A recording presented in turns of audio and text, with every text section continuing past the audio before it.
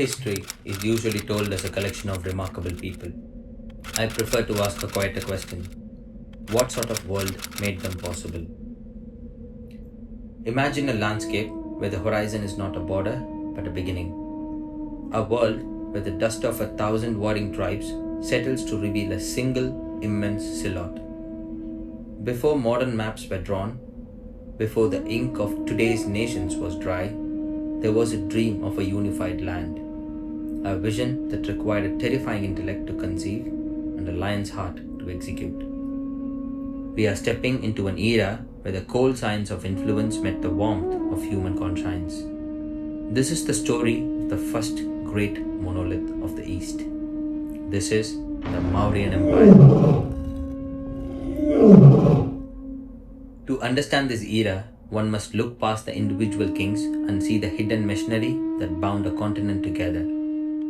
In the year 325 BC, India was a fractured mosaic of 16 kingdoms, the Mahajanapadas, vibrant but brittle. The Mauryas didn't just join these fragments, they fused them into a furnace. It was a state born of unique chemical reaction. The raw, youthful momentum of Chandragupta Maurya mixed with the cold, structured restraint of his mentor Chanakya. One provided the fire, the other provided the fireplace. Together, they proved that the subcontinent could be held as a single, breathing entity. But how does a collection of rivals become a singular monolith? The answer begins with a departure.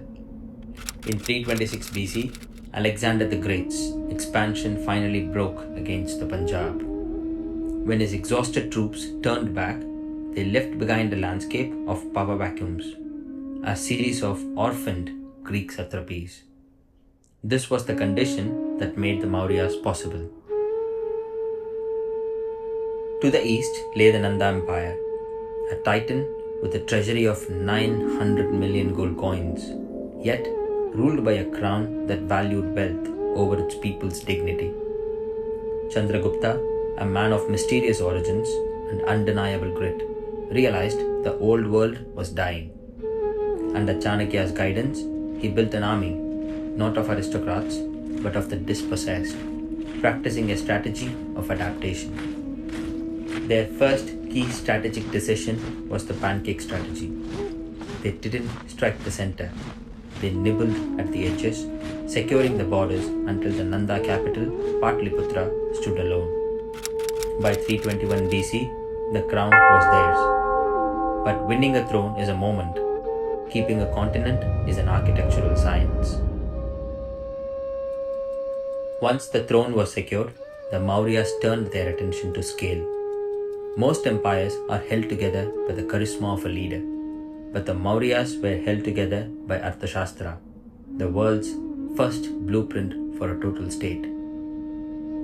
They built Uttarapatha, the great royal highway, stretching over 1,500 miles to connect the mouth of the Ganges to the frontiers of Kabul. This was the ancestor of the Grand Trunk Road. They understood that power is only as fast as its messengers. They professionalized everything. The city of Patliputra was an architectural marvel. 9 miles long, protected by 570 towers and 64 gates, surrounded by a moat filled with waters of the sun and Ganges. This was a state that knew where every grain of rice was stored. Chanakya's key strategic decision was the creation of a massive bureaucracy, a machine that monitored mining, agriculture, and even the purity of trade. But as this physical momentum reached its peak under the second king, Bindusara, the empire grew so large that it began to press against its own soul. This pressure would finally explode under his son Ashoka. In 268 BC, Ashoka took the throne.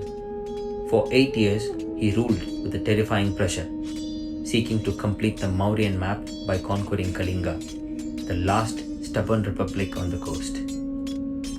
The war for Kalinga was the friction point of the Mauryan system. Research suggests 100,000 were slain in battle and 150,000 were deported. Legend says the Daya river ran red with the cost of expansion. But as Ashoka stood on that battlefield, his legendary momentum hit a wall of his own making. He looked at the result of his success and found it grotesque. Most kings would have doubled down on their violence to maintain order. Ashoka did something radical. He stopped. He traded the sound of the war drum for the sound of the law.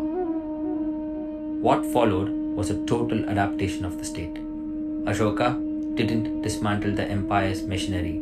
He repurposed it for mercy. He introduced Dhamma, a system of social ethics based on tolerance and non-violence. He birthed a new architectural language, the Ashokan pillars, monolithic shafts of a polished sandstone weighing up to 50 tons, were transported hundreds of miles to stand in public squares. Atop them sat the lion capitals, as symbols of strength serving the law. He was no longer a conqueror, he was a gardener. He planted trees every 8 courses along the roads and built the world's first veterinary hospitals. He proved that scale could be used for kindness, just as effectively as it could be used for war. This wasn't just idealism, it was a strategic decision to stabilize a diverse territory through shared values rather than shared fear. But can a state built on the sword truly survive on the spirit alone? The Mauryan Empire eventually faded. By 185 BC, the central authority could no longer hold the weight of the continent, and the dynasty ended. But the ending was not a failure, it was a completion. They had proved that diverse soul of India could be unified.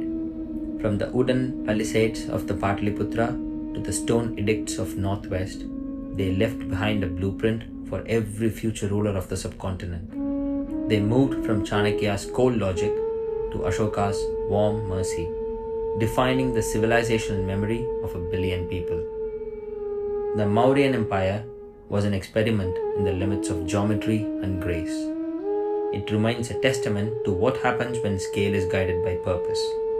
They didn't just build a kingdom, they built a legacy that reminds us that the greatest conquest is not over land, but over the human heart. If this way of looking at history is useful, your support keeps it going.